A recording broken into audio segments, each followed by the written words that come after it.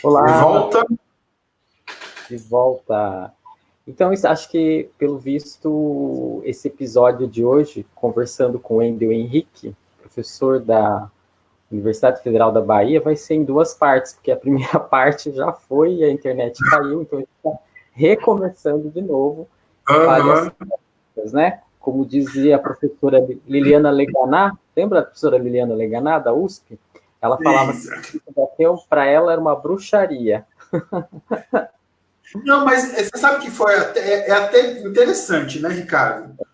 A internet ter caído, e foi a minha internet que caiu. Né? Sim, A internet de 100 mega, sei lá o quê, no foi. estado mais rico do país mais rico da União Europeia. Né?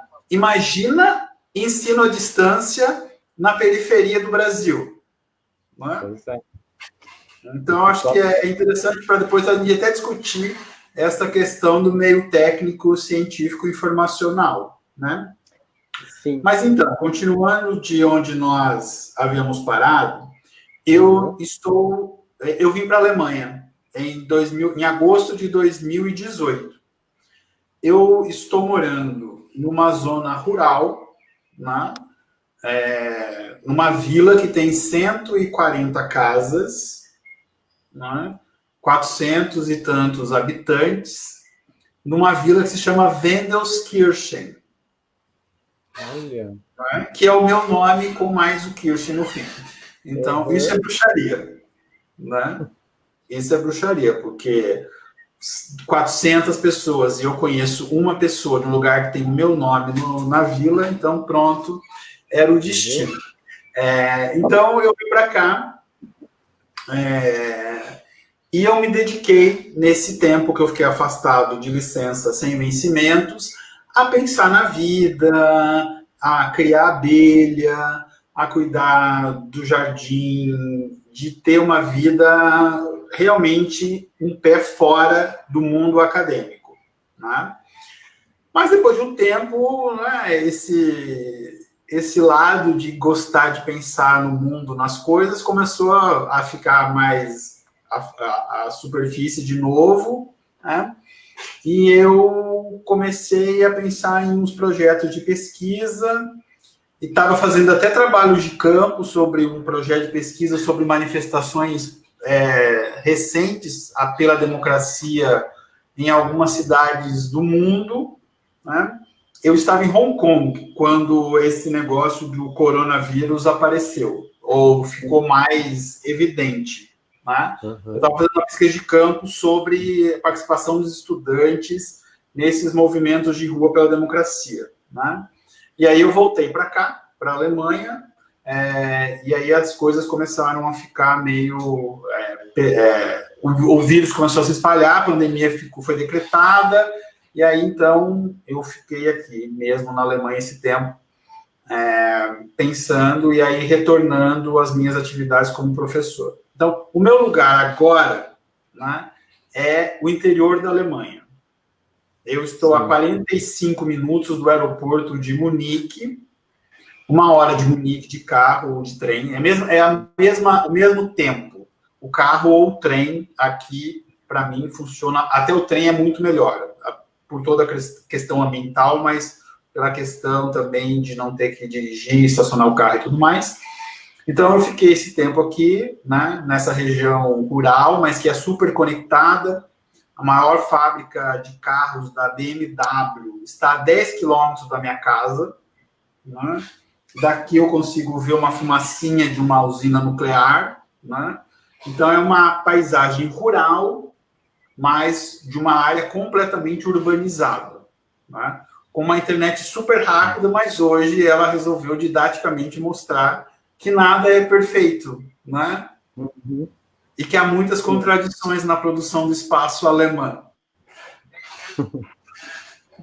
Então, tomando o gancho do que você falou agora, né?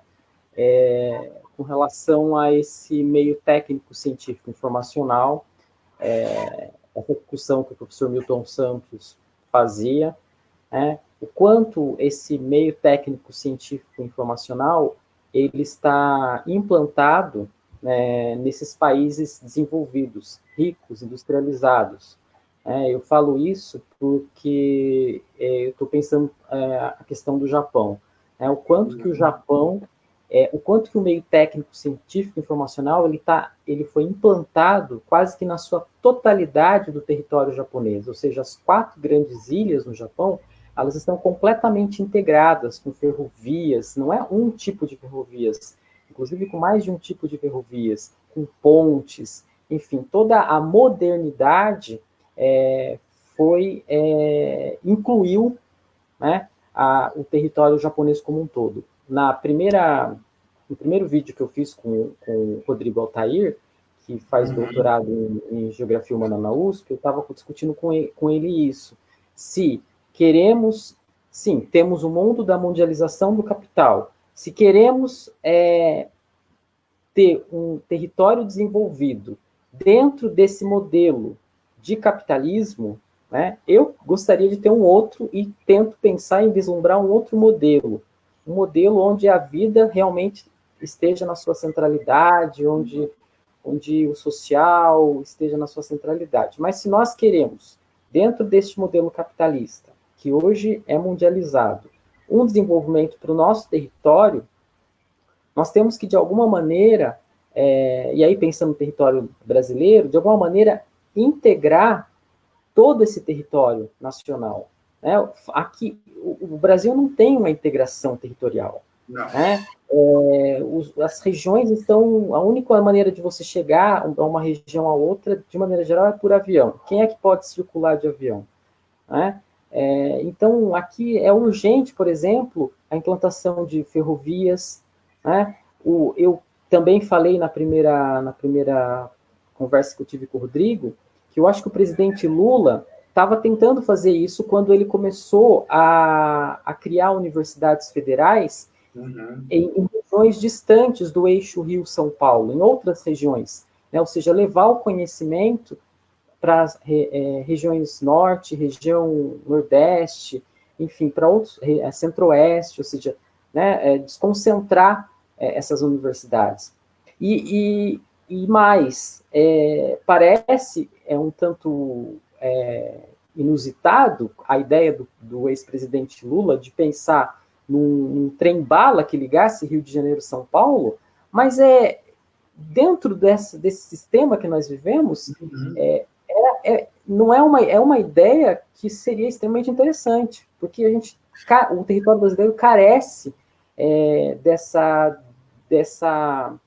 desse meio técnico científico informacional no sentido de integração do território e de incluir a maior parte da sua população dentro dessa modernidade, dentro dessa sociedade. Porque aqui são só alguns lugares que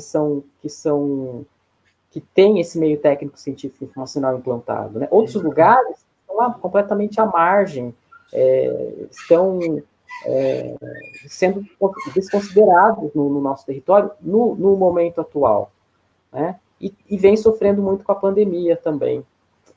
Enfim, aí eu queria pensar um pouco nesse sentido da Alemanha enquanto meio técnico científico informacional também. Aqui, eu acho que nós estamos num dos melhores exemplos em questão da dotação desses recursos de infraestrutura distribuídos no território. É óbvio que existem graus diferenciados de conectividade das cidades ou das regiões da Alemanha. Os estados que formavam a antiga Alemanha Oriental, ainda hoje, eles têm uma infraestrutura um pouco mais defasada do que outros estados, como, por exemplo, aqui onde eu estou, que é a Bavária, ou Baviera. Mas o importante de a gente tentar, de a gente compreender esse meio técnico científico informacional e o território nessa discussão, é que é uma produção histórica, Ricardo. Há um investimento estatal de longo prazo, acumulado ao longo dos tempos, que permite que essa infraestrutura, ela ao mesmo tempo, ela se expanda e ela se modernize. No Brasil, nós temos que fazer as duas coisas praticamente do zero. Tá? Você tem que criar uma estrutura básica e, ao mesmo tempo, essa estrutura básica já tem que começar num padrão de desenvolvimento técnico e tecnológico comparável aos países capitalistas do mundo, porque é uma competição. O capitalismo é concorrencial. Então, para nós produzirmos, escoarmos a produção com a mesma eficiência, com a mesma qualidade, com a mesma quantidade, tá? De países nem tão centrais como a Alemanha, porque isso demandaria séculos de investimento. A gente precisa investir muito dinheiro. E quem tem esse dinheiro é o Estado. A iniciativa privada, ela participa do filé mignon, mas o grosso do investimento é o investimento do Estado. E o Estado alemão investe muito. Aqui você tem essas autoestradas chamadas autobahns, que você não tem limite de velocidade. Você pode dirigir a 250 km por hora, e ela é pensada e planejada para dar conta dessa velocidade e desse deslocamento. Elas estão congestionadas em alguns pontos. Então, já há projetos de ampliação. Uma ponte de 20, 25 anos, ela já é ultrapassada. Eles implodem a ponte e fazem outra ponte. O trem-bala daqui, ele já está na 4ª geração. Né? Então, muita gente no Brasil... a minha fala, eu estava preocupado ontem quando a gente combinou de ficar parecendo que eu vou fazer aqui um culto, uma ode à Alemanha. Não. Existem infinitas contradições e eu acho que a gente tem que explorar essas contradições também. Né? Mas é inegável que existe uma preocupação do Estado e que agora, mais recentemente, tem uma participação das empresas privadas na dotação e na melhoria dessa infraestrutura. Né? Internet está nessa discussão do 5G, né? O celular pega, mas não pega bem também em todos os lugares, né? E isso é um problema nessa onda agora da digitalização. Mas voltando à história que eu queria falar, né? Do trem-bala. Muita gente criticava o projeto do trem-bala, dizendo que o Brasil não tinha ferrovia alguma mais de passageiro e, de repente, já queria começar no trem-bala. Ora, a gente não pode começar a querer retomar a história e começar com a máquina a vapor. A gente tem que começar com o que existe de mais moderno do ponto de vista técnico e tecnológico. Então, a gente tem que ter trem-bala. A gente tem que ter o trem regional de passageiros, mas a gente também tem que ter trem-bala. Porque é isso que produz tecnologia. É isso que justifica... Isso tem ciência, isso tem emprego de pessoas pensando em como desenvolver uma tecnologia tropical para um trem-bala tropical, né? E as pessoas não entendiam isso. Elas achavam que era um projeto megalomaníaco, assim como o projeto de interiorização das universidades e dos institutos federais. Esse foi o meu projeto de pesquisa durante 12 anos. Até eu sair para essa licença sabática, eu, durante 12 anos, financiado pela CAPES, pelo CNPq, eu fiz pós-doutorado aqui na Alemanha para estudar como a Alemanha interiorizou as universidades, como um projeto de desenvolvimento regional. Não é? Porque ela é permanente. Uma universidade, quando ela chega numa cidade pequena, numa cidade média, numa região isolada, ela vai... pela própria característica institucional de uma universidade, dessa conexão com o mundo, ela vai demandar essa conexão. As infraestruturas vão chegar, mas é um processo de longo prazo e que, infelizmente, você não tem resultados em 5 anos, 10 anos. Aparecem, é claro, alguns resultados, né? Mas a universidade é uma instituição de 1000 anos. Então, é um projeto de longuíssimo prazo para ela amadurecer. Né? A Unesp de Rio Claro, ela é um projeto de interiorização de ensino superior voltada para o desenvolvimento regional. Quantos anos foram necessários para que o curso de geografia, para que o campo campus de Rio Claro da Unesp se tornasse um campus de referência? Quantos professores lá na história, no começo, eles foram embora para São Paulo, voltaram para São Paulo porque a cidade de Rio Claro não oferecia nada, não é? Então, esse processo estava ocorrendo no interior do Brasil agora, há 10 anos atrás. Né? Para você ter uma ideia, o meu estado de trabalho, a Bahia, é um estado do tamanho da França. Somente Salvador tinha Universidade Federal até 2007, 2008. Né? O restante do território baiano era desprovido dessa infraestrutura. Havia um campus avançado dos anos 70, 80, que era um campus da UFBA, onde existia um curso de agronomia, em Cruz das Almas, no Recôncavo da Bahia, mas o restante do território baiano era desprovido. Né? O governo do estado criou universidades estaduais. O que eu estou falando é do investimento federal, de um projeto, porque quem trabalha com desenvolvimento regional, integração nacional, é o governo federal. Né? A gente está falando disso, de como um projeto de Estado cria uma infraestrutura de conexão. Porque sem infraestrutura de conexão, os lugares ficam isolados. Você cria pontos luminosos, mas pela vastidão territorial do Brasil, esse intermeio geográfico entre um ponto luminoso e o outro é completamente opaco, ele fica completamente à margem de qualquer possibilidade de desenvolvimento que é dentro desse modo de produção capitalista, né? Mas que é o que a gente tem que trabalhar hoje. Né? Sim. Então, eu acho que há necessidade de se pensar o Estado e o Estado como agente indutor de integração regional de todo o território nacional. Né? Que é o que os países da Europa, os Estados Unidos, o Japão fizeram. Sim. Wendel, só para lembrar, você compartilhou essa nossa conversa agora, que nós começamos, para o seu Facebook? Sim. Tá. Tudo bem, então. Tá funcionando, sim, o chat. Tá. Bom, então, eu também, eu compartilho dessa ideia, que acho que, e a pandemia deixou isso muito claro, né? O quanto que a gente precisa ter um Estado mais forte, um Estado mais coordenador, um Estado mais presente, né? Inclusive um fortalecimento do Estado do bem-estar social, né?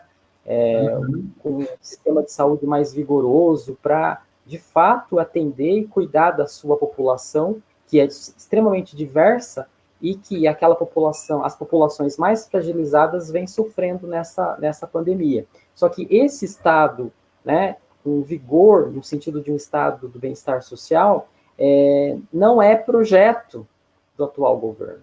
Pelo contrário, o atual governo não vai no sentido do neoliberalismo, do Estado mínimo, da privatização, não é?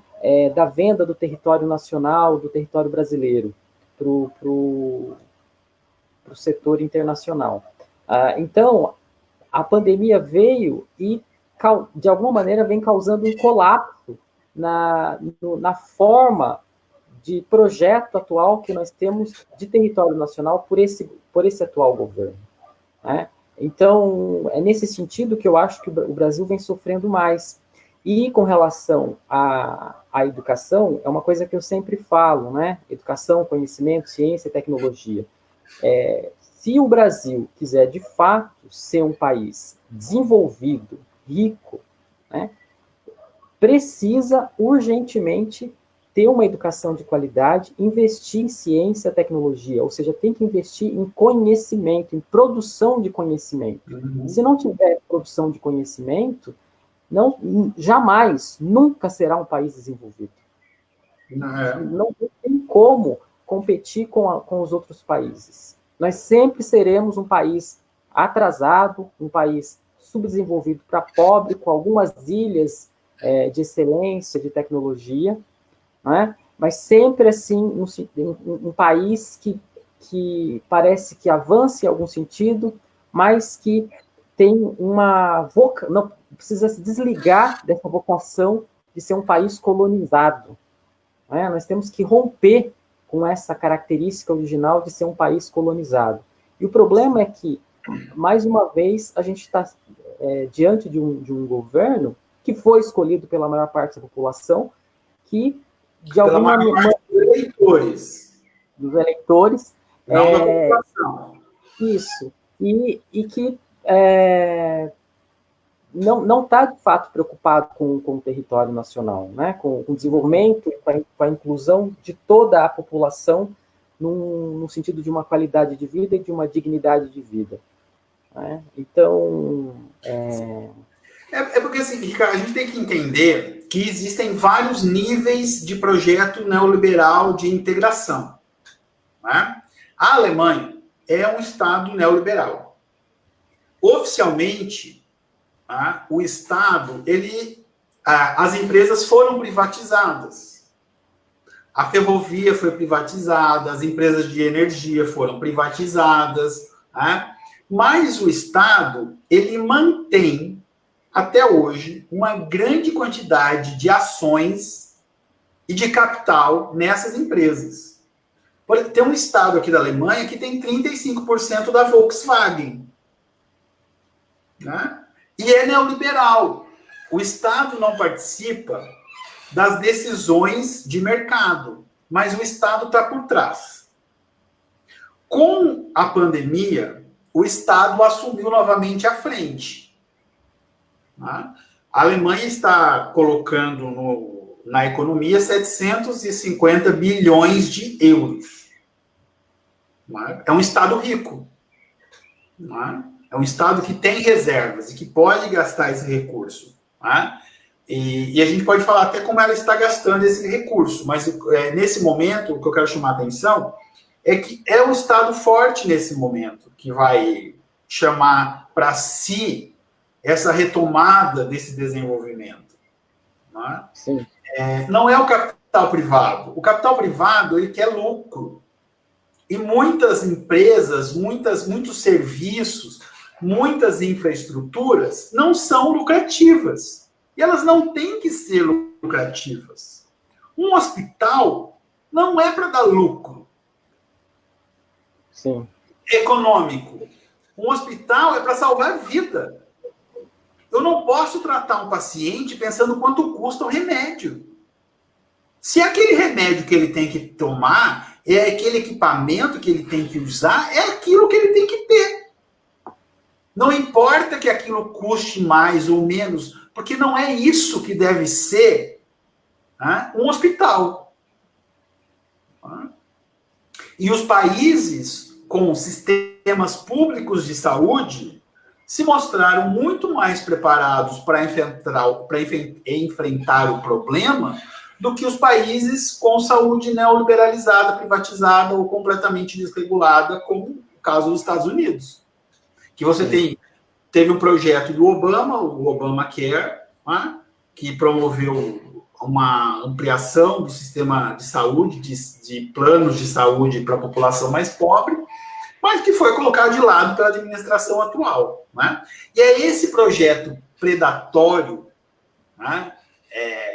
esse capitalismo, é uma palavra dos anos 80, né? Selvagem, que é o projeto neoliberal que está voltando à tona.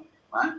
A Alemanha, a Suécia, a Inglaterra, o Canadá, a Nova Zelândia, a Austrália, são países capitalistas, mas que não têm esse nível de predatório, né, que a gente vê nesses projetos neoliberais que avançam pela América Latina. Né? De privatizar tudo, né, como se tudo tivesse que dar lucro. Né? Uma universidade não vai dar lucro assim. Né? Porque o que é lucro? Ela, na cabeça dessas pessoas economistas, é dinheiro, mas não é isso que a gente pensa como um impacto positivo de uma estrutura como essa. Né? Aqui, onde eu estou, nessa zona rural, né? De novo, eu estou numa região hiper, mega, super concentrada. Né? Há um outro aspecto dessa integração regional, que são os hospitais. Né? São muitos os grandes hospitais universitários que estão espalhados pelo território alemão. No entorno de 20, 30 quilômetros, eu tenho 4, 5, 6 hospitais que eu posso utilizar. E não é um hospital, uma unidade de pronto atendimento, é um hospital universitário. É um hospital com pesquisa médica. É um hospital que tem toda a infraestrutura, tem todos os equipamentos necessários. Aqui é obrigatório, todo mundo aqui tem que ter plano de saúde. 100% da população é coberta de plano de saúde. Ou você tem um plano de saúde do Estado, né? Ou você tem um plano de saúde privado. Se você trabalha, é a empresa e uma parte com você que paga esse plano de saúde. Se você tem uma renda baixa, é o Estado que mantém o seu plano de saúde. E, diferentemente do Brasil, não existe uma rede conveniada, que o plano de saúde A não pode usar a rede do plano de saúde B. Aqui, todos os médicos, todos os hospitais são obrigados a atender qualquer plano de saúde. Não importa se você tem um plano privado ou um plano estatal, o atendimento é igual e o acesso é igual a toda a rede. Né? Então, isso não cria uma superdemanda em um hospital e em outro. Né? Porque todo mundo pode usar tudo. E tem muito hospital. Né? Isso é um dos pontos que vai explicar essa infraestrutura territorializada pelas regiões da Alemanha, né? As cidades grandes têm mais hospitais, as cidades médias têm pelo menos um hospital, e a cada conjunto de cidadezinhas pequenas você tem mais um hospital. É essa rede hospitalar que vai justificar que, infelizmente, quase 9 mil alemães morreram por conta de complicações do coronavírus, né? De um total de 190 mil infectados. Né? Então, a taxa de mortalidade aqui foi muito pequena. Um dos motivos, a ampla rede territorializada, pública, né? Que a Alemanha possui. Sim. E eu também verifiquei que aí na Alemanha, uma outra estratégia foi realizar testes, né? Eles fizeram muitos testes para saber quem estava ou não infectado pelo coronavírus e assim, de alguma maneira, tentar isolar essas pessoas, né? Então, diferente daqui do Brasil, que não, a população, de maneira geral, não está sendo testada, né? E diferente daqui também, que a gente não tem essa infraestrutura de saúde para atender a população, principalmente no interior do território nacional. Não é? Realmente, essa pandemia chegou no Brasil e está mostrando, escancarando uma coisa que há muito tempo nos acompanha, que é a desigualdade socioespacial do território brasileiro, né? A enorme desigualdade socioespacial do território brasileiro. Né? E aí é o seguinte, diante disso, né, que caminho o Brasil vai tomar? Quer dizer, o governo parece querer implantar a todo custo o seu projeto neoliberal, que estava muito claro antes das eleições, né? Um projeto neoliberal que não está preocupado com a questão social, né, com a questão das moradias, com a questão da saúde pública, com a educação pública, né, e parece querer, desde o começo, negou essa pandemia, né, para ir em frente com o seu projeto neoliberal. No entanto, a pandemia coloca hoje no cenário do nosso país, e eu acho que em outros países também, a questão de uma volta ao Estado, de uma volta e de um fortalecimento como eu já falei, do estado do bem-estar social, né? Para poder cuidar, ajudar a sua população, né? Então, não houve aqui um pensamento estratégico de como agir diante dessa pandemia, no sentido de realmente preservar as vidas das pessoas. Pelo contrário, parece que houve uma negação do que estava acontecendo para que o projeto neoliberal que foi anunciado continuasse, que ele continue a acontecer. Mas depois dessa grande pandemia, vai ter que ter uma revisão disso. É preciso ter uma revisão da leitura de vendas. Porque o Estado neoliberal não responde à demanda das pessoas agora. O que responde, o que vai colocar comida na boca das pessoas é o Estado. Aqui, as pessoas foram proibidas de ir para o trabalho para achatar a curva, né? Quem bancou o salário das pessoas durante 2 ou 3 meses? O Estado. Né? Então, não foi... A empresa quer mandar todo mundo embora, né? E parar de pagar. Mas aí vem o Estado e fala assim, não, vamos entrar... Aqui chama um tal de Kurzarbeit. Um trabalho diferenciado. É uma férias coletiva do Brasil, né?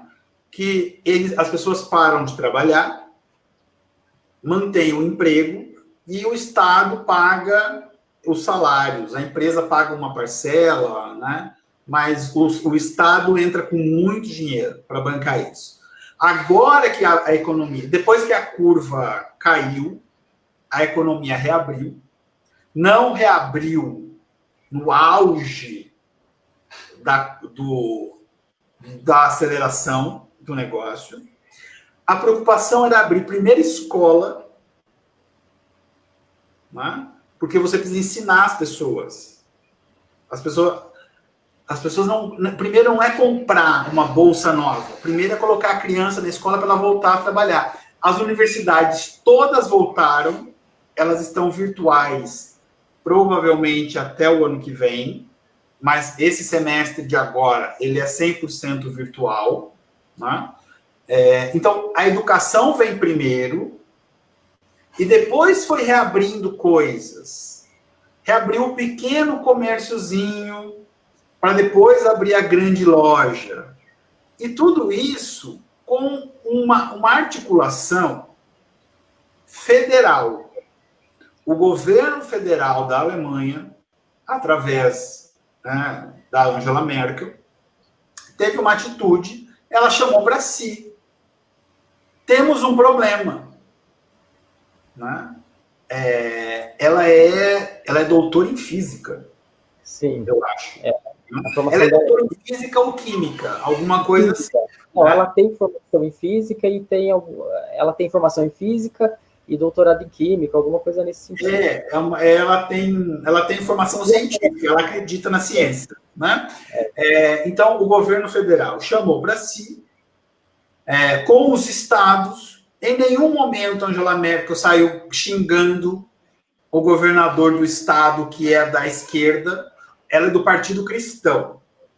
Contradições da Alemanha. O partido hegemônico é um partido cristão, católico, protestante, conservador. Não é? Aqui na Bavária, sai do seu salário uma parcela de um imposto que vai direto para a Igreja Católica. A religião é extremamente importante e ela está na política.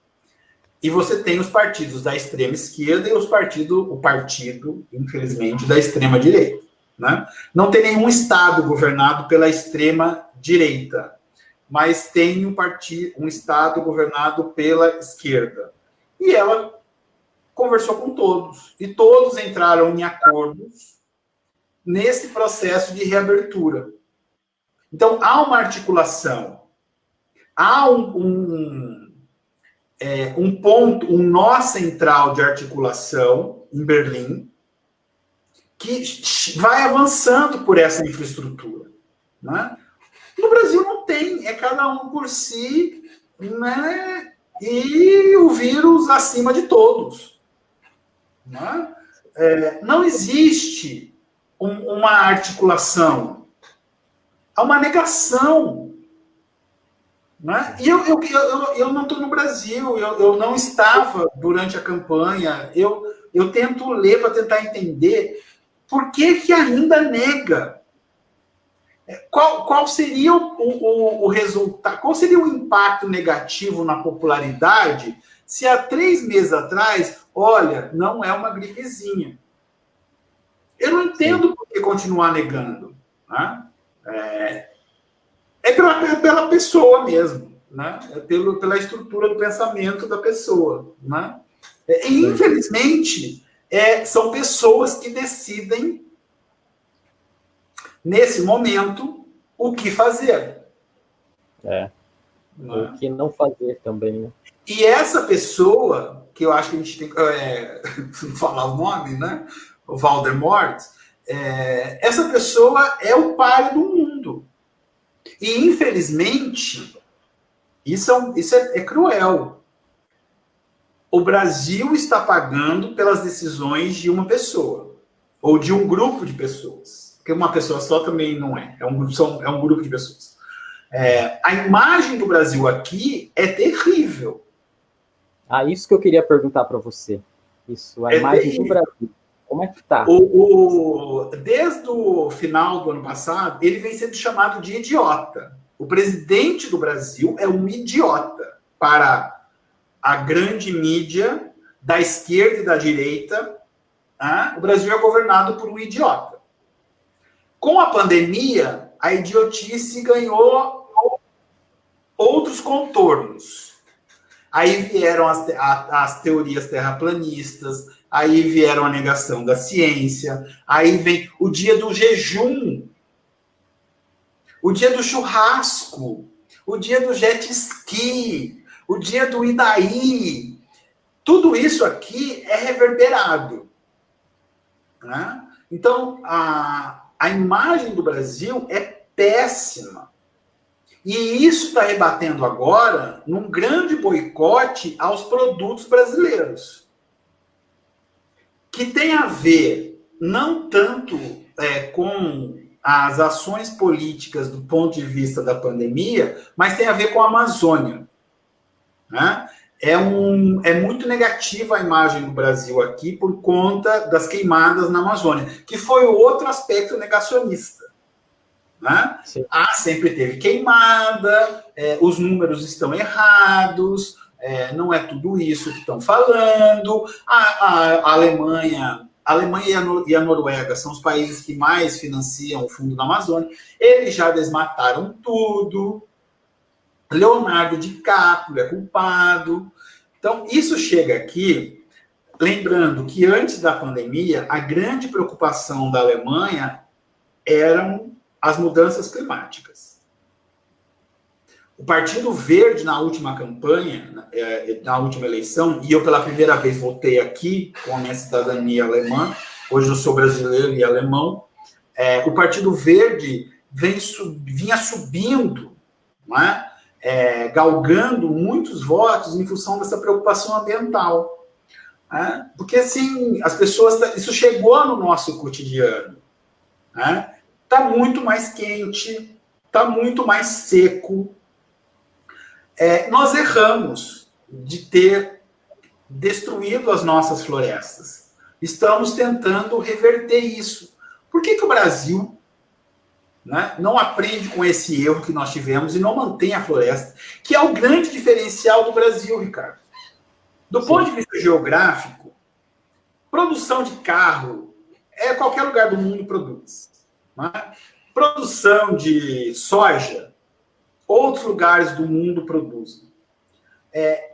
A reserva amazônica, a floresta amazônica, que é compartilhada com os nossos vizinhos da América do Sul, ela é o grande diferencial do Brasil do ponto de vista concorrencial.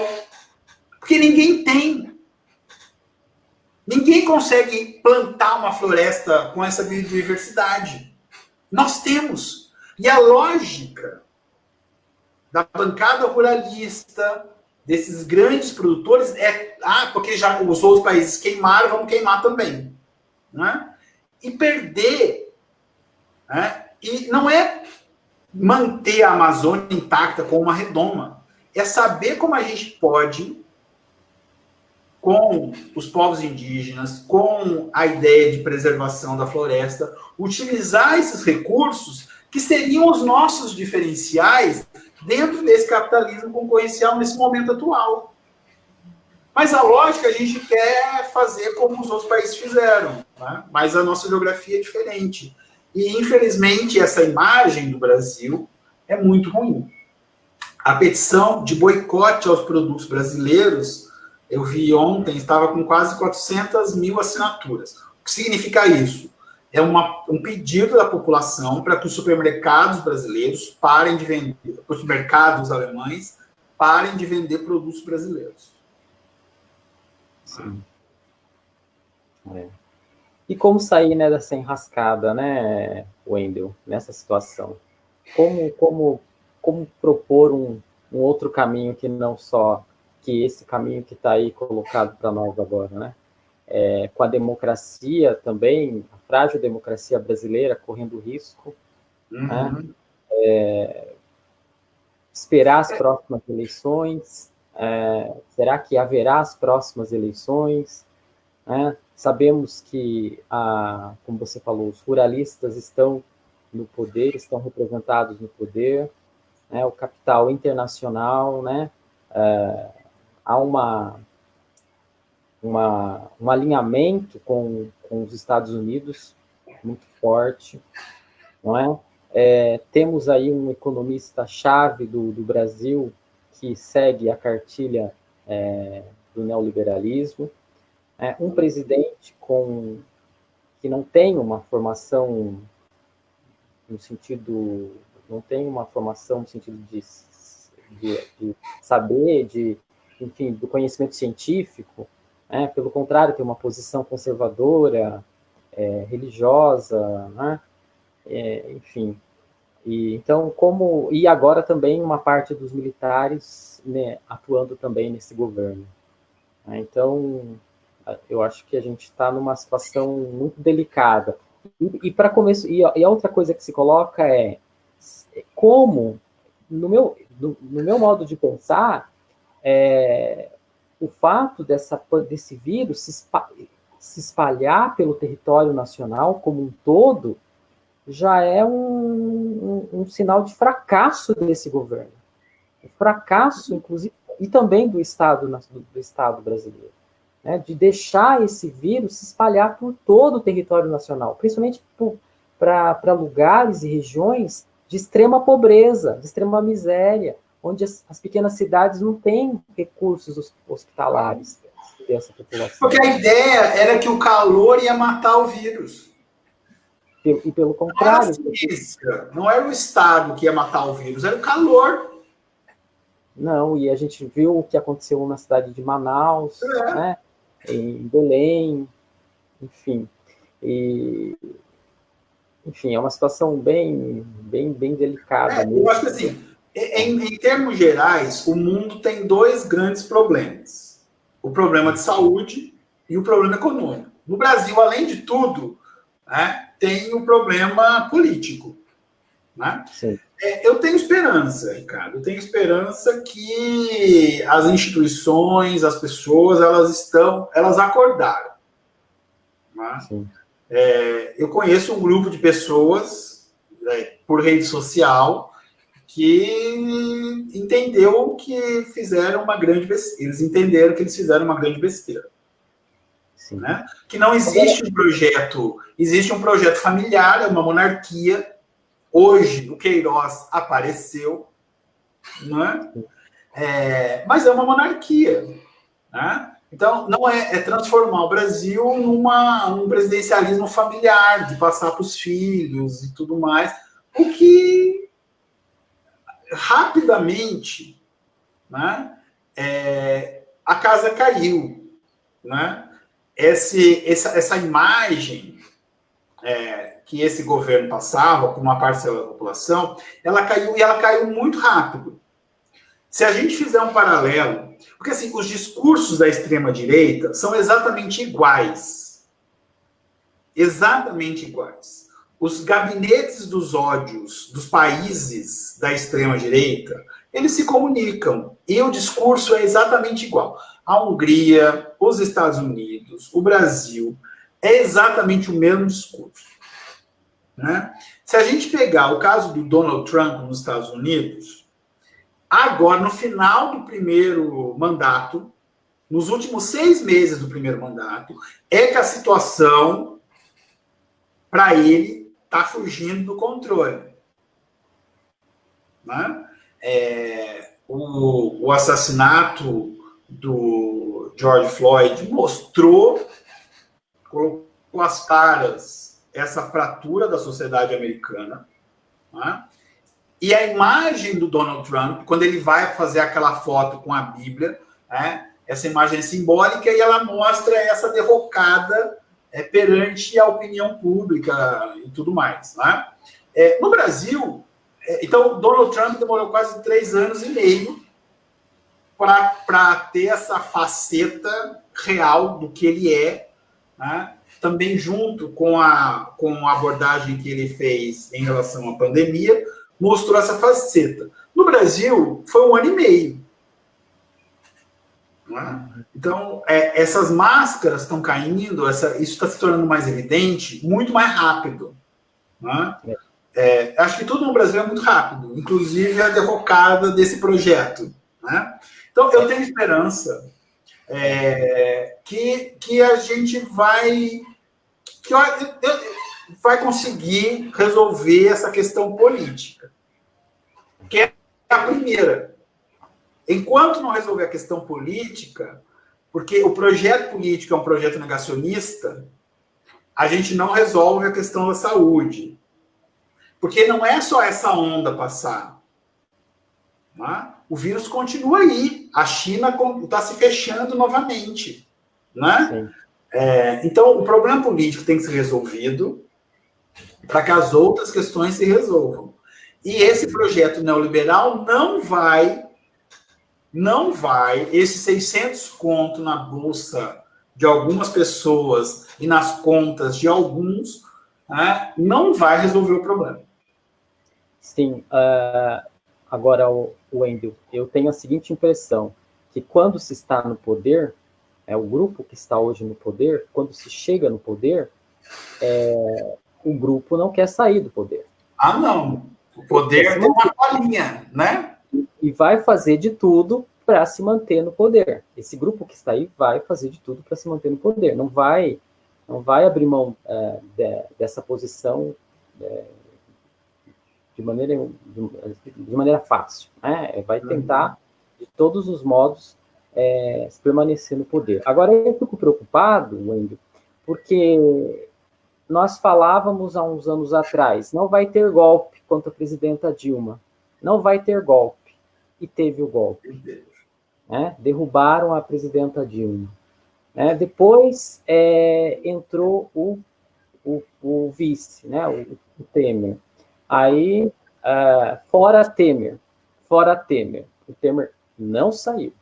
Ele foi até o fim, inclusive, junto com o Congresso Nacional, com a maior parte dos deputados e senadores, aprovou a reforma trabalhista, que, do meu ponto de vista, é praticamente a destruição dos direitos trabalhistas. Né? Fez a contenção de verbas para a educação, enfim, fez a reforma do ensino médio. Aí tivemos as eleições, havia, por parte da população, o ex-presidente Lula tinha uma possibilidade real de ganhar as eleições, tiraram o presidente Lula das últimas eleições. E surgiu, então, esse atual presidente alinhado com a extrema-direita. Né? Então, e que aprovou, de alguma maneira, a reforma da Previdência também, que é a privatização da Previdência. Então, e existe também um desejo, não sei como isso está se dando nesse momento, mas existe um desejo de de que os militares assumam o poder no Brasil, porque com os militares teríamos realmente ordem e progresso. Né? Então, mas uma parte dos militares está no poder. Mas os militares já estão no poder. O Ministério da Saúde está militarizado. E, no entanto, a pandemia está aí atingindo a população indígena, os quilombolas, né, a população de rua, a população das periferias das cidades, das grandes metrópoles. Agora a pandemia está crescendo muito no interior do estado de São Paulo, né? Já estamos chegando a 80%, 90% de ocupação dos leitos de UTI. Então, enfim, como eu falei, só por esse motivo, no sentido de que dessa expansão da pandemia pelo território nacional, isso em si já mostra uma ineficiência do Estado brasileiro, do nosso governo. Agora, um caso também que chamou bastante atenção, né, Wendel, que a gente sabe que a taxa de mortalidade por essa pandemia na Alemanha é baixa, né? Um caso que chamou bastante atenção é com relação à Itália, né, Wendel? Não sei se você pôde acompanhar, né, a diferença, porque a Itália e a Alemanha estão aí próximas, né, uma da outra, fazem até fronteira, né? Então, como é que você vê essa situação? E também como é que está sendo a situação após essa onda, né, esse pico que teve aí na Europa? Como é que... Então, eu acompanho pela mídia, né? Eu tenho essa vivência desse lugar, né? Lembrando que eu acesso esse lugar de uma maneira muito particular. Eu sou migrante, né? Então, eu não tenho acesso amplo a tudo. Né? Existe uma barreira, né? Mas eu tenho acesso às coisas e à informação, né? Então, o que dessas leituras que eu fiz, qual é a situação da Alemanha? Primeiro, o núcleo difusor do vírus tem origem, as primeiras contaminações aqui tem origem numa estação de esqui na Áustria. Em janeiro, férias, aquela coisa, a galera foi para esses lugares da Áustria e eles voltaram contaminados. Então, você teve uma primeira leva que infectou uma população mais jovem. Né? Eles foram os difusores primeiros do vírus aqui. Né? Diferentemente da Itália, onde o vírus já chegou atingindo uma população mais idosa. Né? A estrutura social é muito diferente.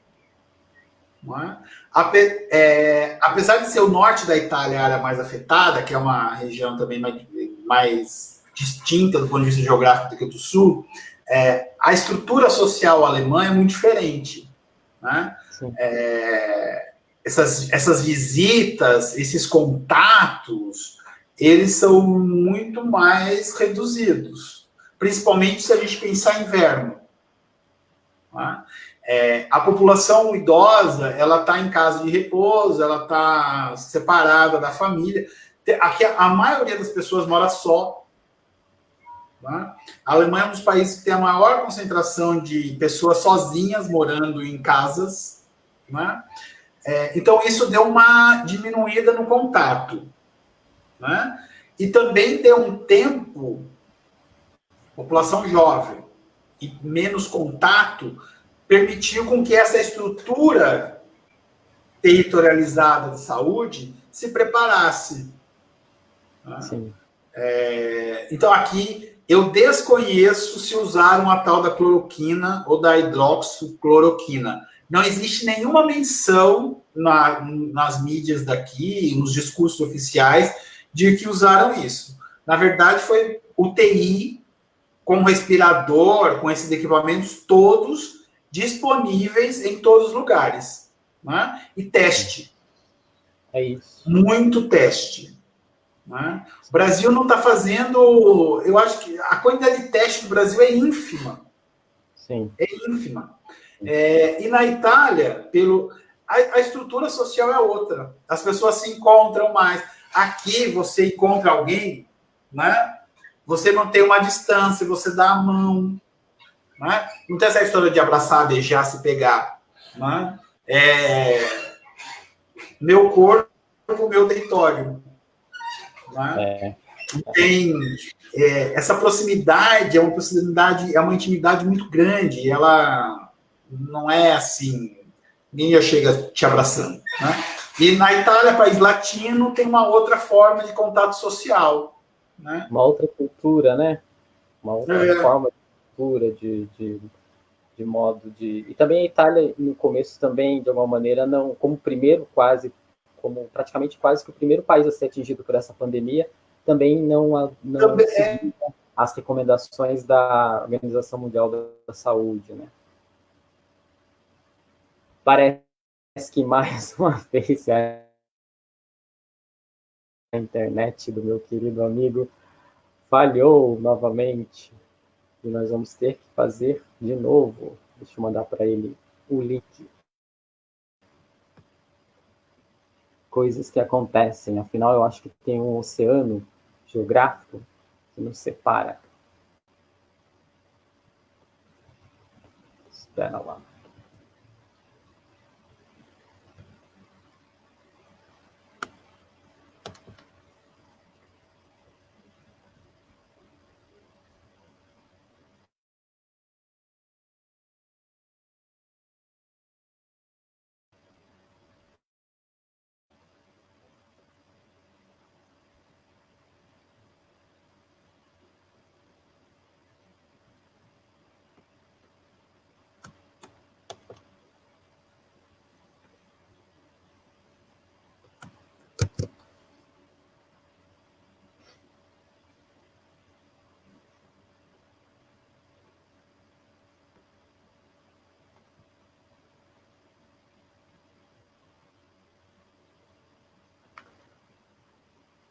Pessoal, então aconteceu um probleminha técnico aqui, né, com o meu amigo geógrafo Wendel Henrique. Vamos ver se ele volta, senão a gente reinicia novamente a nossa entrevista aqui.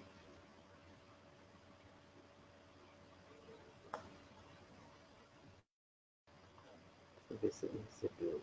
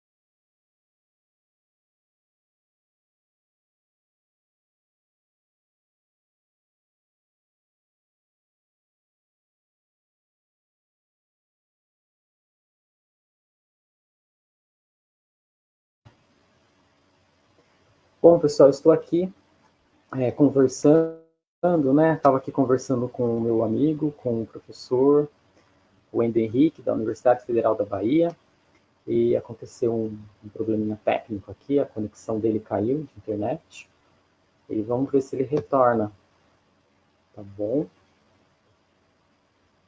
Vamos ver se ele volta para essa transmissão.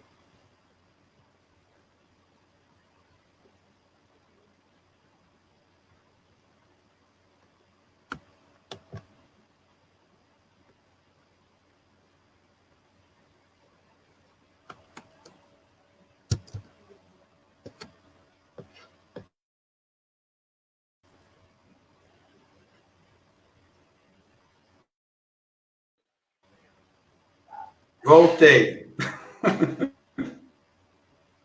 Olá, Wendel. Que droga essa internet hoje. Tá me ouvindo? Tô te ouvindo. Você está me ouvindo? Que bom, que bom, que bom. Eu acho que a gente está sendo hackeado, né? Pelas forças da extrema-direita. Ah, que Maria. Mas eles não passarão. Deixa eu te perguntar uma coisa aqui que eu não posso deixar de perguntar, com relação a se você tem visto, sabe, tem acompanhado alguma coisa com relação à presença dos migrantes internacionais e dos refugiados na Alemanha. Né? A gente sabe que a Alemanha é um dos países onde que mais procurado, né? Um dos países mais procurados pelos migrantes que chegam da norte da África, do Oriente Médio. Uhum. Então, você sabe que na minha tese de doutorado, que eu fiz lá na Geografia na USP, de migrações internacionais, uma das questões que eu colocava era a seguinte, que esses países, né, de alta densidade de capital, de tecnologia, como o Japão, como a Alemanha, enfim, são países que, de alguma maneira, têm uma grande, ainda voltando a uma antiga teoria, mas que ainda assim são países que atraem muito os migrantes, os refugiados, né? Uhum. Então, não sei se você está acompanhando isso, como é que está a situação aí com relação a... Eu sou migrante, né? Sim, sim. Eu sou migrante e eu fui... E no meu processo de residência, né, primeiro eu tive um visto de residência e que culminou agora em janeiro com a minha cidadania, né? Mas no meu processo de residência, eu fui obrigado a fazer um curso pelo Estado, né? A fazer um curso de integração, né? O curso de integração é um curso obrigatório para todo mundo, né? Que está aqui, estrangeiro. Esse curso é um curso basicamente de língua alemã, só que você aprende alemão a partir do sistema de regras e da organização social alemã. Então, você aprende alemão ao mesmo tempo que você aprende como se comportar, como a ser um protótipo de alemão, né? Esse curso de integração são 5 dias por semana, 5 horas por dia. Tá? E eu fiz esse curso já dentro dessa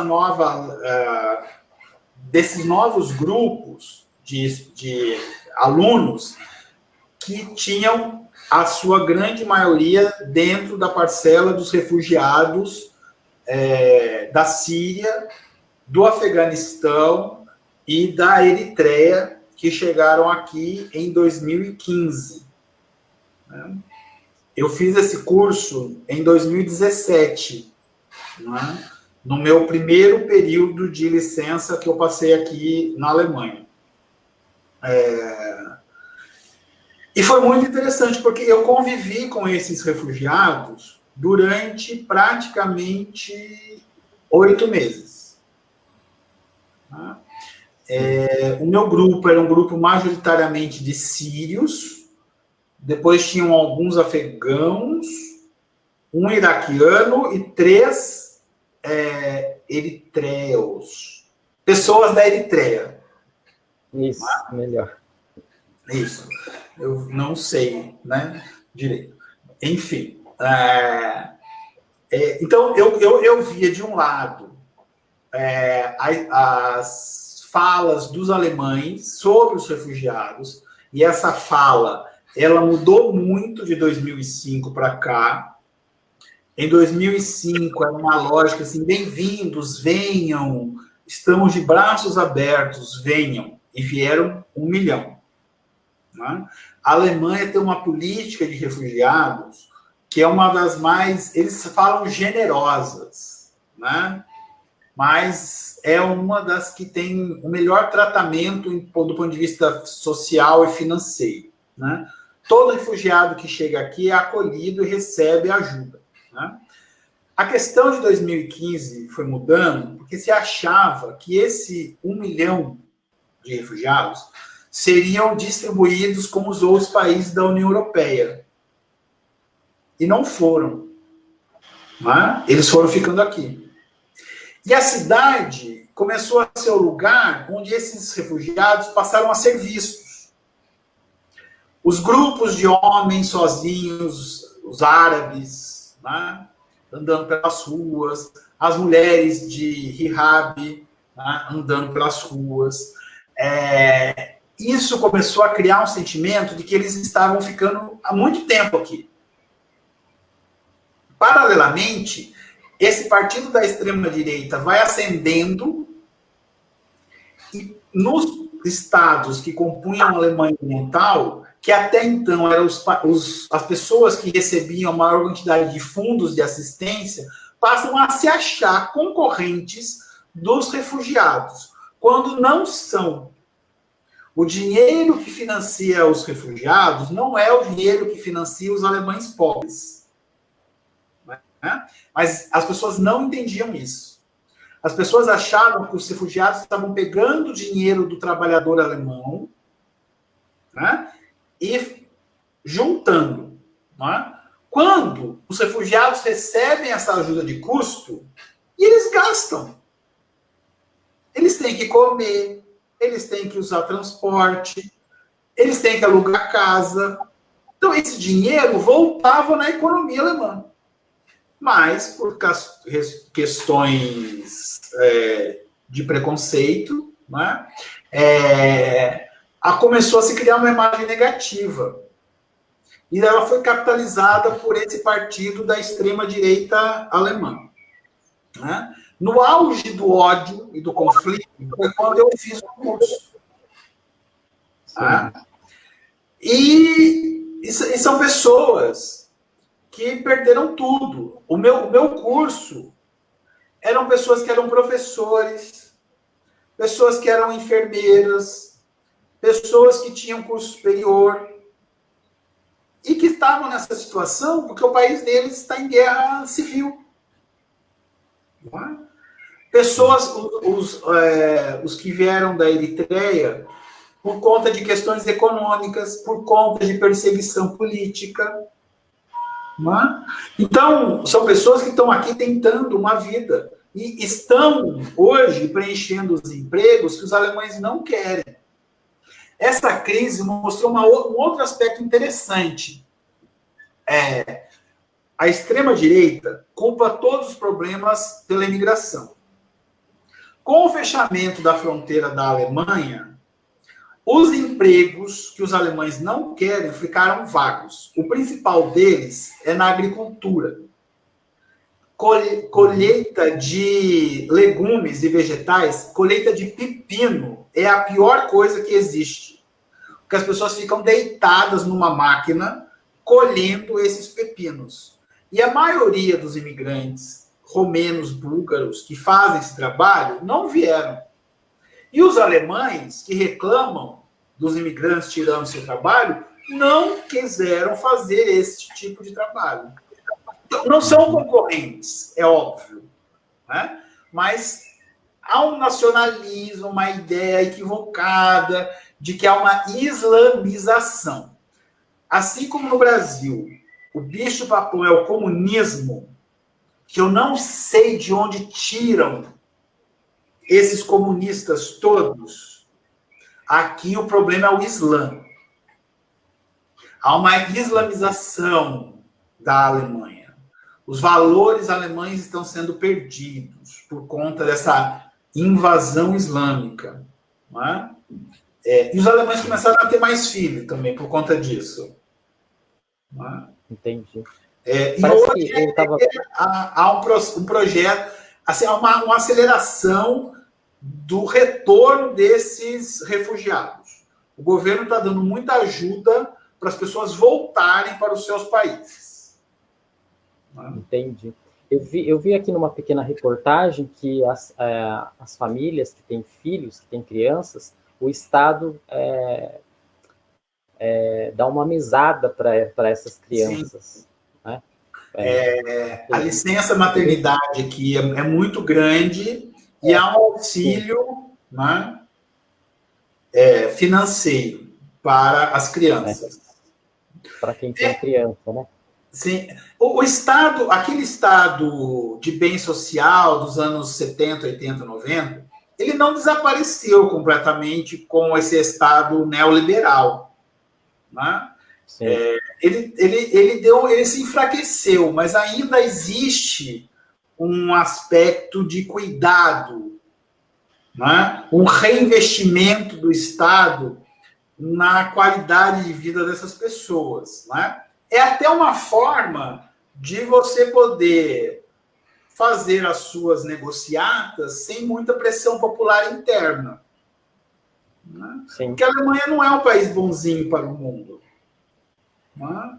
A Alemanha vende arma. A Alemanha é um dos países que mais vende arma, que financia a arma que mata essas pessoas nesses países que estão em guerra civil, que fazem com que sua população imigre.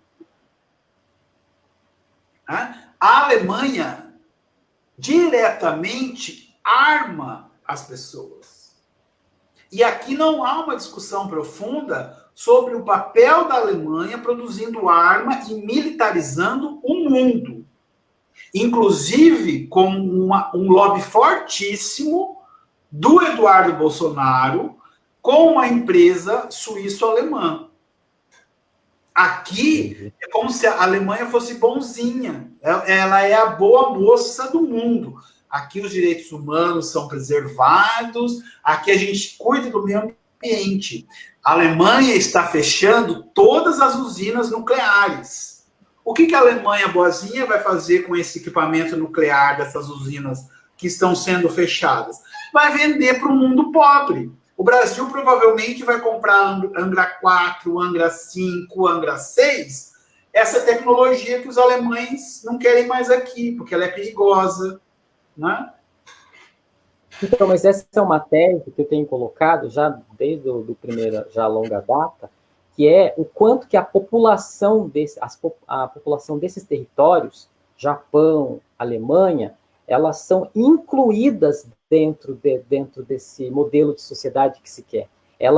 A população ela não é descartada, pelo contrário, ela também é incluída nesse padrão de consumo, nessa educação. Ela é vista como também mais um recurso importante dentro desse sistema.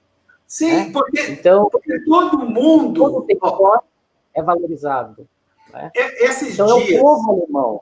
Né? O povo aqui tem trabalho análogo às condições de escravismo. Na Alemanha, trabalhador de frigorífico, assim, de vários, não foi de um só, de vários trabalhadores em situação análoga a trabalho escravo. Eles têm um salário que é retido pela empresa, eles moram em condições horríveis, né? Eles são romenos, eles são búlgaros, eles são poloneses. Então, mas na Romênia o salário mínimo é 300 euros. Ele chega aqui, ele ganha 1.000. Só que desse 1.000, ele paga 700 de moradia, ele pega mais 200 de alimentação, ele paga mais 100 de não sei o quê, e no fim do mês ele está devendo. Né? Então, tem trabalho em condições análogas ao escravo na Alemanha. Né? Mas e a população, só para terminar o raciocínio, e a população alemã, ela financia isso porque ela quer ir no supermercado comprar carne barata. Ela não quer comprar carne que custa 10 euros um bifinho. Ela quer comprar 10 mil bifinhos por 1 euro. Então, ela é hipócrita. Ela é contraditória. Né? Ela não quer pagar mais para dar um salário decente. Sim. Todo mundo vai no supermercado de desconto, nas lojas que vende roupa de 1 euro. Por que a roupa... Como é que a roupa... Ninguém aqui para pensar por que uma camisa custa 1 euro. Eles não veem a condição de trabalho da pobre coitada no Camboja, na Tailândia, né? Na China, que produz essa camisa que custa 1 euro. Eles acham que é legal. Eles vão comprar. E abriu a economia agora, o que a galera foi fazer? Comprar. 3 horas na fila para comprar o McDonald's. 3 horas. Sim. População escolarizada, população que tem um senso crítico, mas que é o senso crítico para fora. Na sua prática cotidiana, as contradições do mundo capitalista, consumista, estão aqui. Sim. E é o que o mundo quer ter. Né? O mundo quer reproduzir esse padrão de consumo, sem pensar como é produzido. Mas esses estados, né, o estado alemão, o estado japonês, são estados que levam em consideração o conjunto da sua população, levam em consideração o seu território. Né? Sim, é um estado alemão para os alemães, é um estado japonês para os japoneses. Né? Diferente do Brasil, que está leiloando, vendendo território nacional para o mercado... Sim. É um estado alemão, é um território alemão para um conjunto maior de pessoas. O Brasil produz o território não para a sua população como um todo. O Brasil produz o seu território para ser usado, consumido por uma parcela pequena da sua população. Sim. Essa é uma diferença brutal quando a gente compara o Brasil com a Alemanha. Era esse raciocínio que eu queria chegar, né? Com relação à população, com relação aos lugares e regiões, né? Esses estados, tanto o estado alemão como o estado japonês, eles incluem dentro desse projeto de nação todos os lugares, todos os pedaços do país, né? Todos, diferente do Brasil, né? Onde regiões enormes não têm importância, e que parcelas significativas da população também não têm importância, não têm relevância, e que se morrerem não vão fazer falta. Isso é cruel, porque é a maioria, é a maior parte do Estado brasileiro, do território brasileiro, a Amazônia, não tem importância, e a maior parte da população brasileira não tem importância. Sim. Eu estava ouvindo...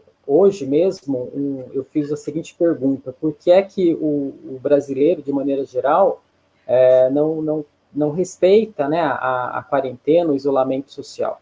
O que a gente tem visto é que a classe média, isso também eu discuti com o Rafael Strafonini, né, no outro vídeo, que a classe média, de maneira geral, tem condições de fazer isolamento social e tem mais recursos de acessar a saúde, né?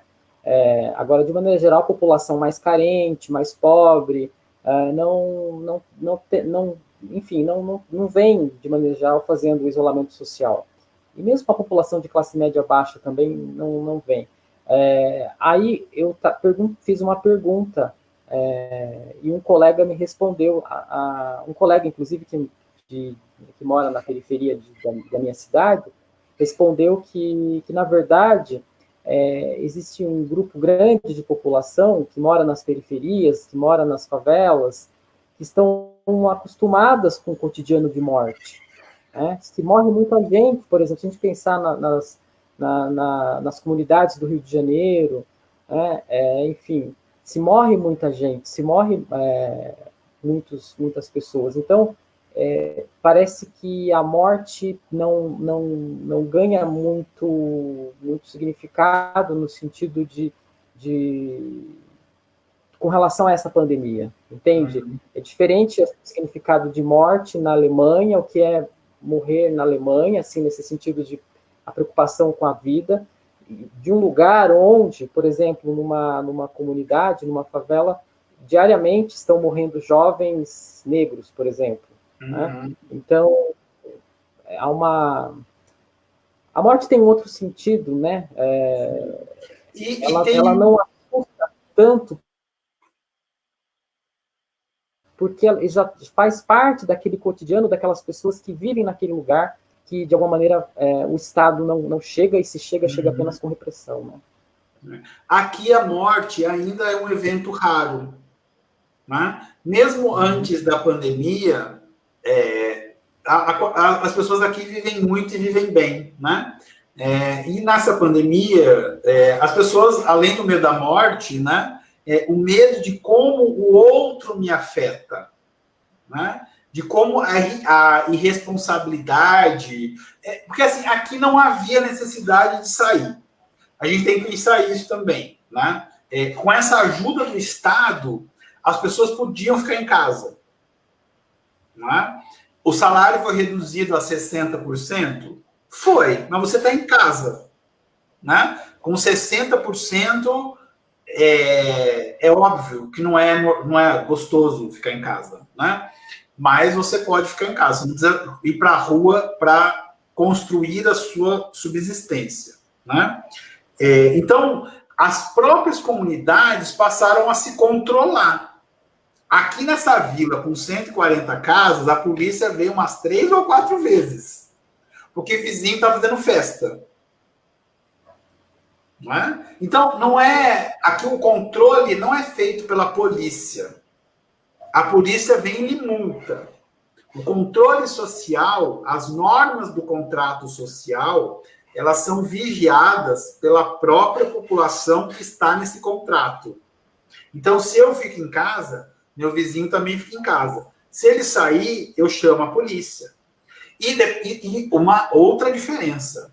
Depois, o vizinho não vem me matar, né? Porque eu chamei a polícia para reclamar dele. Entendi. Tá? Quando você joga lixo no chão e a pessoa vem e lhe chama atenção, ou você chama a atenção de alguém, as pessoas aqui não partem para a violência. Né? Elas ficam quietas e entram na sua cúpula da vergonha e ficam lá. Elas não vêm para cima de você porque você reclamou de algum comportamento. Né? Então, há um grau de civilização aceitável.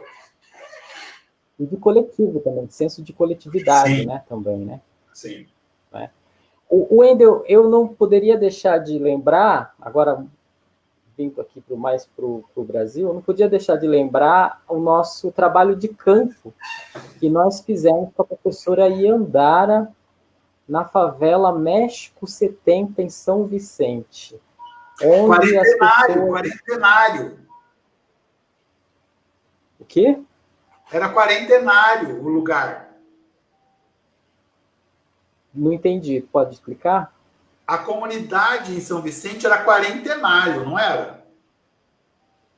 Eu não lembro. Eu sei que a gente foi na favela México 70, que era uma das maiores favelas aquela do Oleoduto.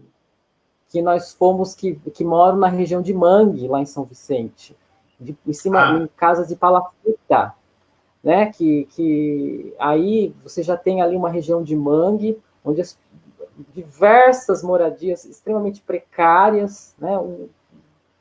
E assim, onde a gente sabe que o próprio mangue tem um cheiro forte de ovo podre, né? E aí o próprio esgoto dessas palafitas, dessas moradias precárias, cai nessa própria área insalubre de Mangue, né? Então, um cheiro muito forte. E aí eu fico sempre, é uma coisa também que eu já discuti com os outros debatedores, é com relação à questão assim, fique em casa, né? Fique em casa, passe álcool gel, enfim, lave as mãos. É sempre essa fala, né? No sentido de que parece que nós temos uma população e uma realidade socioespacial homogênea, e não. Há uma. E a gente Mais tem uma uma vez. casa, que todo mundo tem uma casa, né? Então, e que moram diversas pessoas que compõem uma família nessas palafitas, nessas moradias, né? Eu fiquei muito pensando nisso, né? E que tipo de ação você tem, por exemplo, do Estado com relação a esse tipo de lugares, né? Aqui, Fala-se, não, aqui no ah, Brasil, né? Naquele lugar que nós fomos. uhum. Quer dizer, não se tem um pensamento estratégico, um planejamento estratégico para, não se tem um planejamento estratégico para poder ajudar essas populações que estão numa condição extremamente de vulnerabilidade.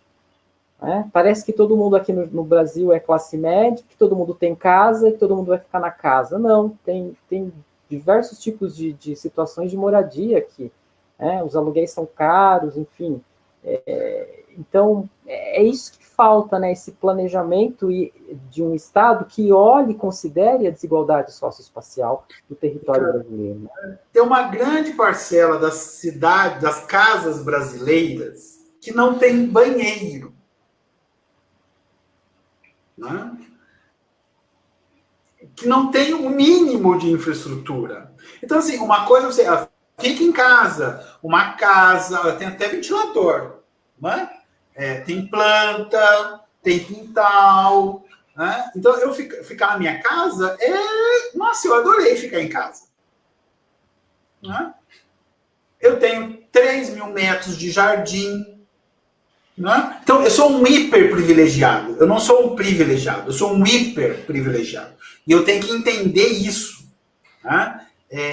Qualquer análise que eu faça do mundo hoje parte de um ponto de vista privilegiado. Né? Então, eu não surtei porque eu tenho espaço. Eu tenho salubridade.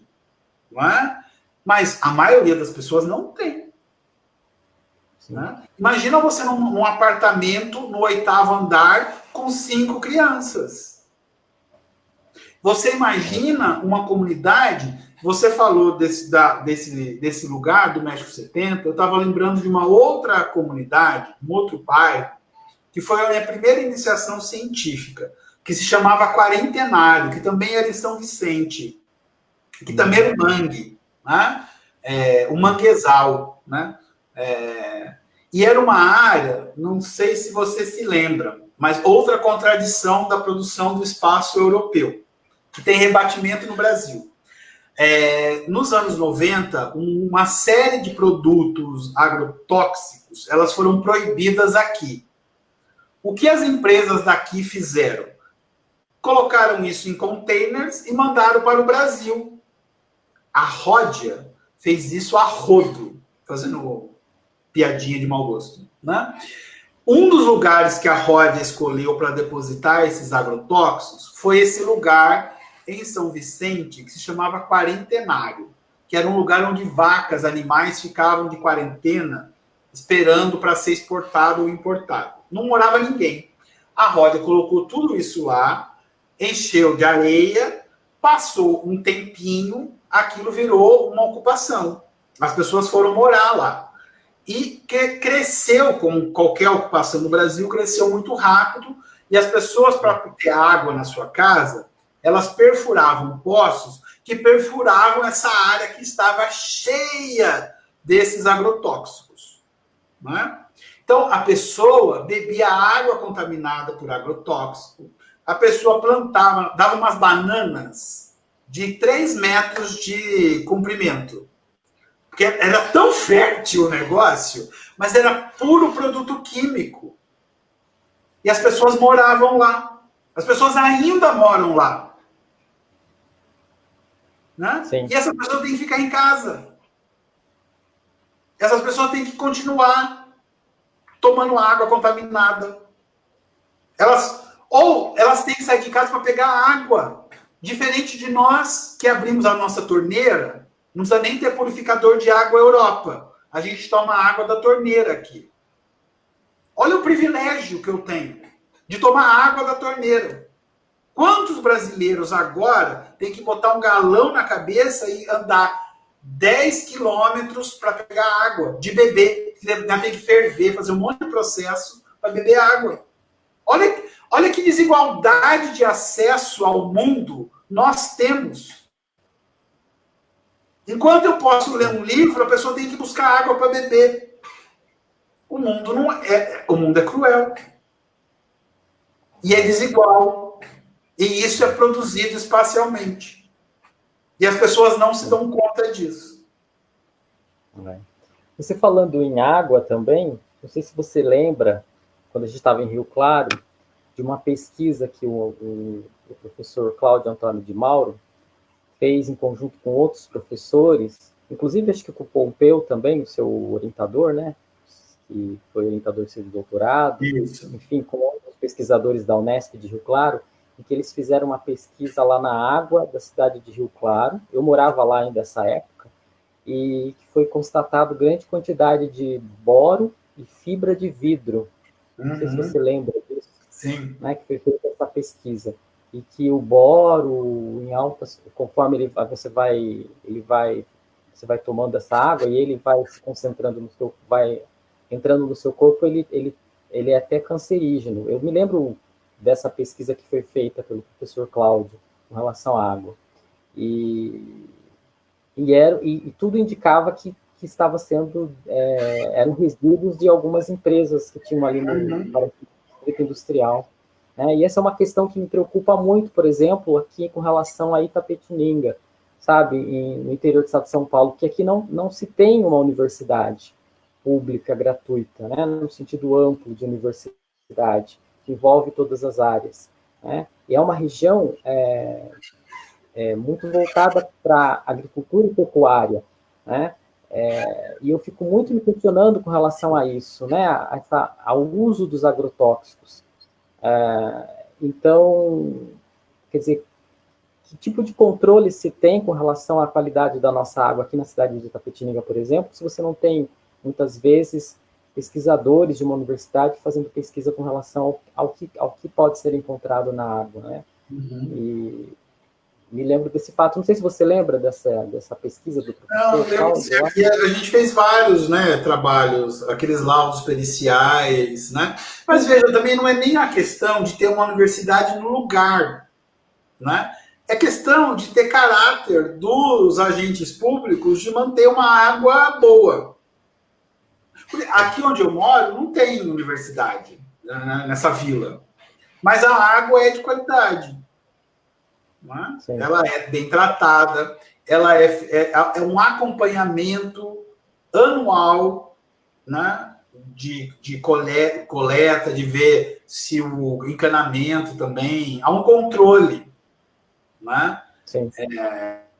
Importante. E esse controle é o que mantém a qualidade da vida, o que nos mantém vivo. Né?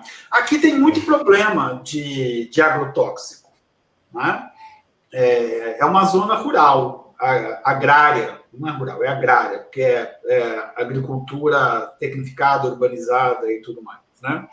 E eu estava tão intenso, é óbvio que tem um controle do que pode e do que não pode usar, mas era de um grau de intensidade tão forte que 70% dos insetos da região desapareceram. Sem inseto não tem polinização. A agricultura começou a ter problema, e agora, a partir do ano passado, eles proibiram uns 2 ou 3 tipos de agrotóxico, e todo fazendeiro, pequeno proprietário também, eles estão mantendo uma área agora que o Estado paga para você não produzir, mas paga para você manter um campo de flores ou um campo de árvores frutíferas, para que os insetos possam se reproduzir e polinizar a agricultura. E casos de contaminação, Aqui eu não conheço muitos, não. Mas no Brasil é evidente. E olha que você mora, Itapetininga está na região concentrada. Não é? Ela está na periferia da região concentrada, mas ela continua na região do estado mais rico da nação. Sim. Inclusive, eu ando muito preocupado com a questão dos agrotóxicos, principalmente quando a gente tem agora uma ministra da Agricultura que a todo momento está liberando os agrotóxicos, e um ministro do Meio Ambiente que também é um negacionista da questão ambiental. Enfim, eu não sei o que ele está fazendo lá no Ministério do Meio Ambiente. Tá? O que ele está fazendo? Ele está abrindo a porteira. Bom, e quero também aqui, já que nós estávamos falando também de agrotóxico, de qualidade de água, tal, fazer aqui uma menção à professora Lígia Poltronieri, da Unesp de Rio Claro, porque ela está no meu Facebook e às vezes ela acompanha. A Mirna, a Sandra. A professora Lígia fez toda uma leitura, se eu não me engano, a tese de livre docência dela foi em cima da questão dos agrotóxicos. Então, acho que eu até quero ver se eu consigo ter acesso a essa tese dela para fazer a leitura dessa questão complicada que é o uso de agrotóxicos na nossa agricultura aqui, e o problema da contaminação invisível, porque o agrotóxico, como o vírus, como o coronavírus, são invisíveis, muitas vezes, né? Sim. Você não sabe que está se contaminando.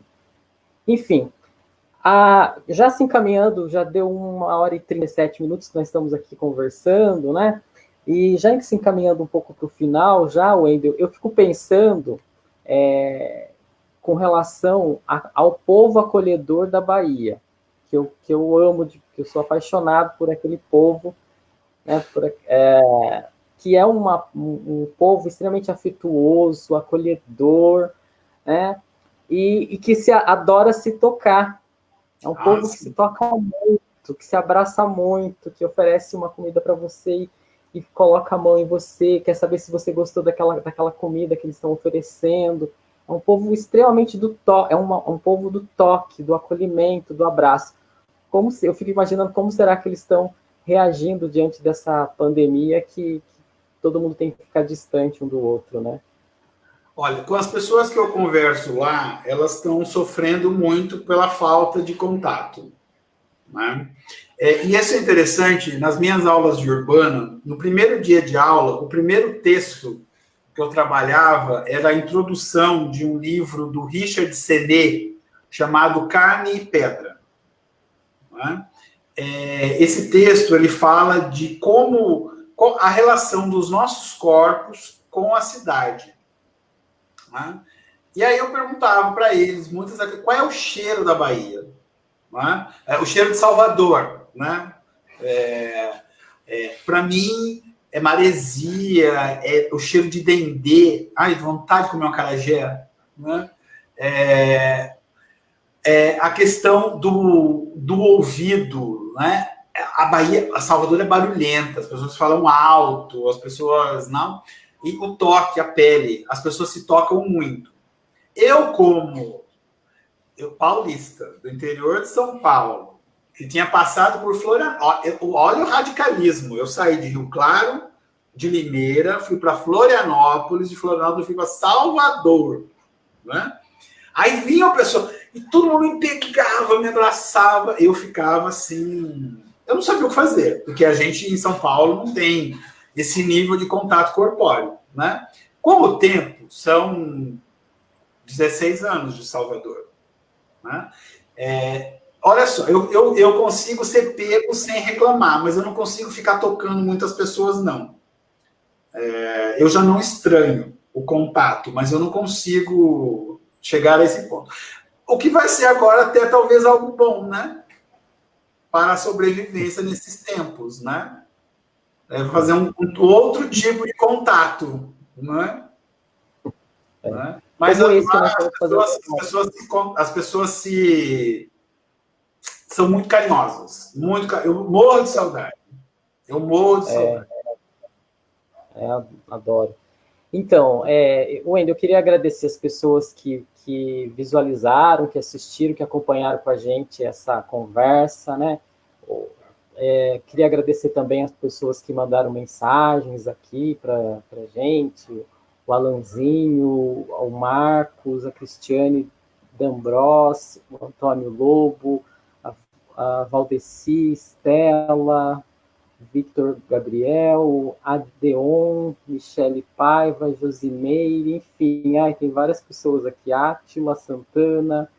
Queria agradecer você por essa conversa, por essa troca de ideias, por essa troca de pensamentos, né?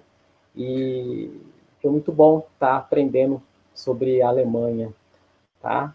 Você gostaria de falar mais algumas coisas? Não, eu que quero agradecer, Ricardo, pelo convite, por me fazer pensar, né? Eu fui ler algumas coisas, eu fui ler a ideologia alemã. De ontem para hoje eu li o texto do Marx e do Engels, a ideologia alemã, né?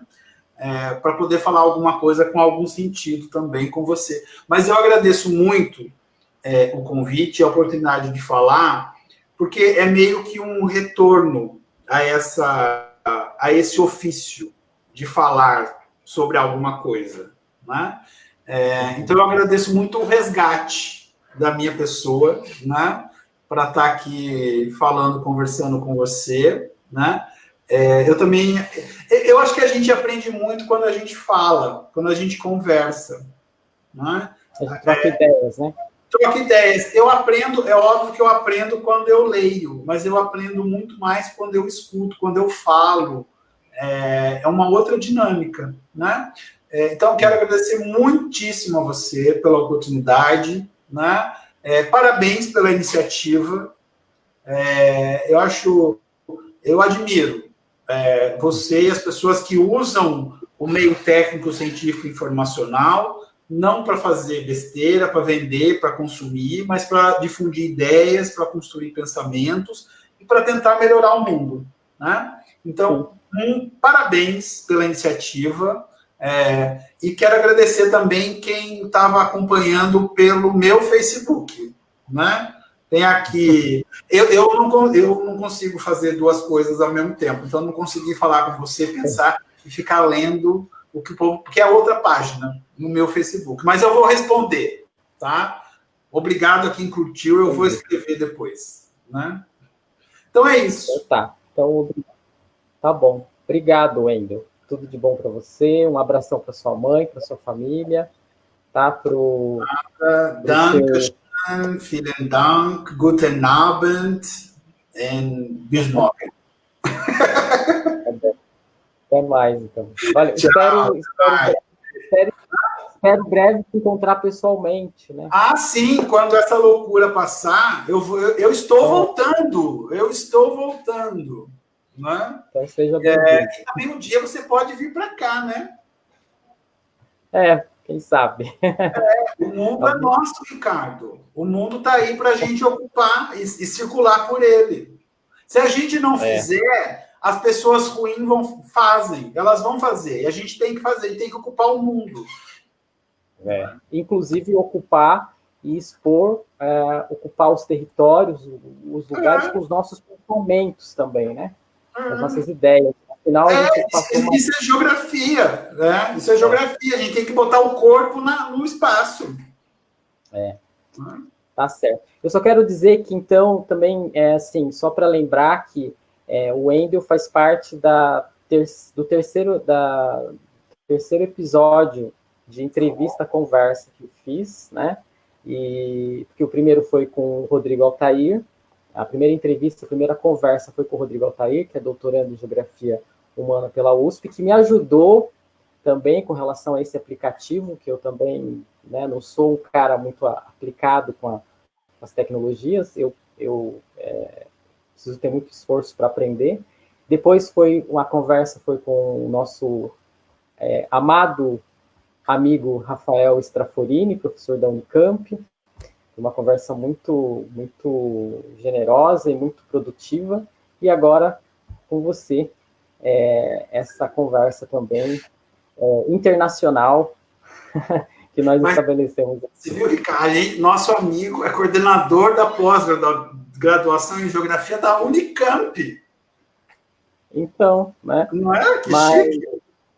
então, né? Então, eu sei que você. Por que eu chamei vocês? Porque eu sei que vocês, né, tanto o Rodrigo, o Rafael, vocês são pessoas que estudam, né, gostam de estudar, têm um comprometimento com relação a um mundo melhor, a um Brasil melhor, né? Eu conheço de longa data, então acho que nós, geógrafos, precisamos abrir espaços e expor os nossos pensamentos. Por isso que até eu escolhi essa rede social para a gente conversar, tá bom? Muito bem. Mas eu agradeço, um grande abraço e tudo de bom para você, tá bom? Tá bem, tudo de bom, Ricardo. Tchau, tchau. Tchau para Até todos. mais. Tchau. Aí tem que encerrar aí, tá? No Live Studio. Tem uma Ah, flechizinha ok. embaixo e no End lá de cima também, ó. Tá bom? Tá, tem um X vermelho, é esse que eu vou apertar agora. Um, dois, Tem um lá em cima três. também. Tem um em cima ali também. Até mais, pessoal. Obrigado.